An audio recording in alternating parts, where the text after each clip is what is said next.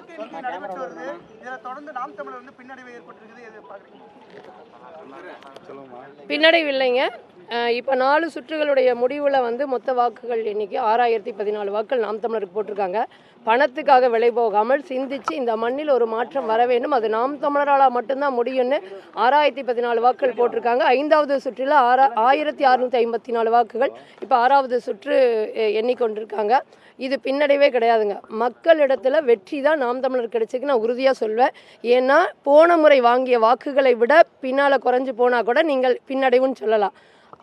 போன இடைத்தேர்தலில் 10,000 வாக்குகள், அதற்கு பிறகு நடந்த நாடாளுமன்ற தேர்தலில் 12,800 வாக்குகள், இப்பொழுது உறுதியாக அதை விட பல மடங்கு அதிகமாக வரும். அதனால் பின்னடைவு கிடையாது. மக்களை சிந்திக்க வைத்ததே அண்ணன் சீமான் அவருடைய வெற்றியாக தான் நான் பார்க்குறேன். சிந்தித்த ஓட்டுகள் தான் இங்கே விழுந்திருக்கு. இந்த வாக்குகள் ஒருபோதும் வேற இனி வருகின்ற காலங்களில் வேறு எந்த கட்சிக்கும் போகாது.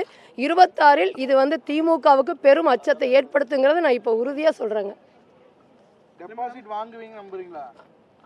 எனக்கு வந்து என்ன, மக்கள் வந்து சிந்திச்சு வாக்குகள் பதிவு பண்ணதே வந்து நான் வந்து கட்டுத்தொகை மீட்டு பெற்றதுக்கான ஒரு இதாக தான் பார்க்குறேன். உறுதியாக வந்து மாற்றம் இருக்குது, மக்கள்கிட்ட மாற்றம் இருக்குது. இது வரைக்கும் இடைத்தேர்தல் அப்படின்னாவே ஆளுங்கட்சி மற்ற ஆளுங்கட்சி தான் வெல்லும், வாக்குகளை அதிகம் இவங்க ரொம்ப குறைவாக வாங்குவாங்கிற நிலையை இன்னைக்கு வந்து ஈரோட்டு மக்கள் மாற்றி இருக்கிறதா நான் நினைக்கிறேன். கடந்த தேர்தலில் திமுக கூட்டணியில் போட்டியிட்ட காங்கிரஸ் வேட்பாளர் 66,000 வாக்குகள் வித்தியாசத்தை வெற்றி பெற்றிருந்தாரு. இப்போ அவங்க வந்து அதை விட 2 மடங்கு வாக்குகள் வித்தியாசத்தை வெற்றி பெறுவதற்கான வாய்ப்பு இருக்கு. அதை எப்படி பார்க்குறீங்க? வாய்ப்பு இருக்குனாங்க. பணத்து விலை பேசிய வாக்குகள், மிரட்டிய வாக்குகள், கள்ள ஓட்டு போட்ட வாக்குகள், அதுக்கு சான்றே இருக்குது. இன்னும் சொல்லப்போனால் இங்கே இருக்கிறவங்களில் ஓட்டு போட போகும்போது கூட அங்கே செய்தியாளர் போடும்போது, ஊடக நண்பர் ஒருவர் போகும்போது அவருடைய ஓட்டு போடப்பட்டிருக்கு. அப்போ இதையெல்லாம் தாண்டி மக்கள் எதுக்குமே விலை போகாமல் நாம் தமிழருக்கு இவ்வளவு வாக்குகள் செலுத்துகிறார்கள் என்றால் அது இந்த மண்ணில் ஒரு மாற்றத்திற்கான ஒரு புரட்சியாக தான் பார்க்குறேன். ஏன்னா ஓரளவுக்கு தான், அநீதியை வந்து தாங்கிட்டே இருக்க மாட்டாங்க. 26இல் பெரும் மாற்றம் வரும். ஒருவேளை இந்த வாக்குகளை பார்த்து திமுக வேலை செய்தால் மட்டும்தான் மக்கள்கிட்டயே போக முடியும். இல்லைன்னா 26 படுதோல்வியை சந்திக்கும். நான் இப்பவே உங்களுக்கு சொல்றேன். தொடர்ந்து வந்து போன இடைத்தேர்தல கூட ஒரு 10,000 ஓட்டு இது பண்ணீங்க.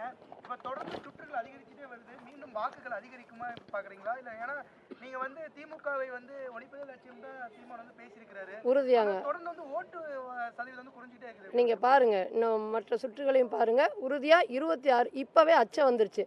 எங்களுக்கு ஒரு சுற்றுலா வந்து ஒரு 1984 வாக்குகள் வந்தோன்னு இவ்வளோ வாங்கிட்டாங்களேன்னு அச்சப்படுறாங்க. இங்கே இருக்கிற சாதாரண ஒரு முகவராக வந்தவரே அச்சப்படுறாருன்னா தலைமைக்கு எவ்வளோ அச்சத்தை கொடுக்குன்னு நீங்கள் யோசிச்சு பாருங்கள். ஒவ்வொரு வாக்குகளும் அவங்களுக்கு மிகப்பெரிய அச்சத்தை கொடுத்துட்டு வருது. 2026 மிகப்பெரிய ஒரு புரட்சி இந்த மண்ணில் நடக்க போது. திமுக ரொம்ப சிரமப்படணும், கஷ்டம்தான். இப்போ நாம் தமிழருக்கு விழுந்த வாக்குகள் அனைத்தும் நாம் தமிழருக்கான வாக்குகள் அல்ல. திமுகவோட எதிர்ப்பு இருக்கக்கூடிய கட்சிகள் அவங்க போட்டியிடாதனால அந்த வாக்குகளும் வந்திருக்கும். அப்போ இந்த மண்ணில் ஒரு சிக்கல் அப்படிங்கிறனால தான் நாம் தமிழர் சரின்னு போடுறாங்கல்ல. அப்போ நாம் தமிழருக்கு போட்ட வாக்குகள் இப்போது சொல்கிறாங்க ஒருபோதும் திரும்ப வேறு கட்சிக்கு போகாது. ஏன்னா நம்ம என்ன நோக்கத்துக்கு நிற்கிறோமோ அந்த நோக்கத்தில் சரியாக இருக்கிறதுனால மீண்டும் மீண்டும் அதிகமாகவே ஒழிய ஒருபோதும் குறையாது. அப்போ அவர்களால் செய்ய முடியலங்கிறனால தான் நாம் தமிழருக்கு போடுறாங்க. பாஜக அதிமுக வாக்குகள் ஏன்னா முதலமைச்சர் குற்றம் சாட்டினாரு, நேரடி யுத்தத்துல வராம உதிரி கட்சிகளை வச்சு இவங்க வந்து மறைமுக யுத்தம் செய்யறாங்கன்னு. அந்த வாக்குகள் உங்க பக்கம் வந்திருக்குதுன்னு நினைக்கிறீங்க? இப்ப இந்த மண்ணுல திமுக வேரோட பிடுங்கி எறியணும் மிகப்பெரிய பிழைன்னு நினைக்கக்கூடியவங்களும் வாக்கு செலுத்தி இருப்பாங்க.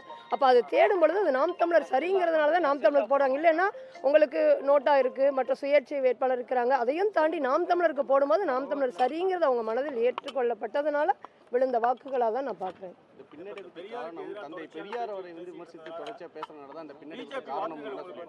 ஒருபோது இல்லைங்க. இப்பவும் நான் சொல்றேன், தந்தை பெரியாரை விமர்சித்ததுனால வாக்கு குறைவிங்கிற ஒருபோதும் கிடையாது. அண்ணன் சீமான் அவர்கள் ஏற்கனவே சொல்லிட்டாரு, எங்களுக்கு ஒரு கருத்தை நீங்கள் சரி தவறுன்னு புரிந்து கொண்டு வாக்கு செலுத்தினா மட்டும்தான் அந்த வாக்கால எங்களுக்கு பெருமையை ஒழிய நீங்கள் புரிதல் இல்லாமல் வாக்கு செலுத்த வேண்டாம். தமிழ் மொழியை காட்டுமிராண்டி மொழி என்றும் திருக்குறளை மலம் என்றும் கற்பபையவே பிடுங்கி எறியணும்னு சொன்ன கருத்து தவறு என்று நினைப்பவர்கள் தான் கண்டிப்பாக வந்து ஓட்டு போடுவாங்க. அதனால் எங்களுக்கு பின்னடைவு கிடையாது. எங்களுக்கு சரி என்று சிந்தித்து அந்த புரிதலோடு இருக்கிறவங்க செலுத்துகின்ற வாக்கு தான் இந்த மண்ணில் எங்களால் ஒரு மாற்றத்தை கொண்டு வர முடியும்னு நாங்கள் நம்புகிறோம். எதன் அடிப்படையில் தந்தை பெரியார் இந்த மாதிரியான கருத்துக்களை சொல்லியிருக்காங்க சொல்லி அது அவரை தான் கேட்கணுங்க. மேடம், தொடர்ந்து தாங்க வந்து போட்டியிடுற அனைத்து தேர்தலையுமே தோல்வி அடைஞ்சிட்டு வரீங்க. தற்போதும் கூட பின்னடைவு. நான் வந்து வெற்றியாக பார்க்குறேங்க. 2016 2000 வாக்குகளில் தொடங்கியது இன்றைக்கு வந்து 20,000க்கு மேலே வந்து வாங்க போகிறோன்னா மிகப்பெரிய வெற்றியாக தான் பார்க்குறோம். இந்த மண்ணையும் மக்களையும் நேசித்து நாங்கள் நிற்கிறதுக்கு மக்கள் கொடுக்கக்கூடிய அங்கீகாரமாக பார்க்குறோம்.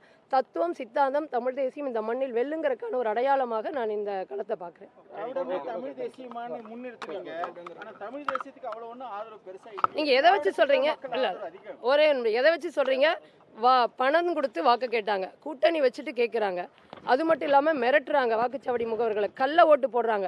இதெல்லாம் போட்டு இவங்களால் இவ்வளோதான் வாங்க முடியுது. நாங்கள் தனித்து நின்று தத்துவத்தையும் சித்தாந்தத்தையும் முன்னிறுத்தி யாரோடையும் எப்போது கூட்டணியில் மண்ணையும் மக்களையும் நம்பி அண்ணன் சீமானவர்கள் என்னை நிறுத்திருக்காங்க. இதுக்கு விழுந்த வாக்குகள் எவ்வளவு வலிமையானதுன்னு உங்களுக்கு தெரியும். உங்களோட மனசாட்சி கேட்டு பாருங்க, உறுதியாக தெரியும். நாம் தமிழர் கட்சியிலிருந்து கூட தான் கரூர்ல இருந்தெல்லாம் வெளியே வாக்குகள் வந்திருக்காங்க. இந்த ஓட்டு போடுறது அவங்க இங்கே தொழில் பண்ணுறாங்க, அது நிமித்தமாக வந்திருந்தாங்க. அப்போ உறவுகள் இருக்கும்போது அதை சந்திக்கிறாங்கல்ல. Okay, thank you.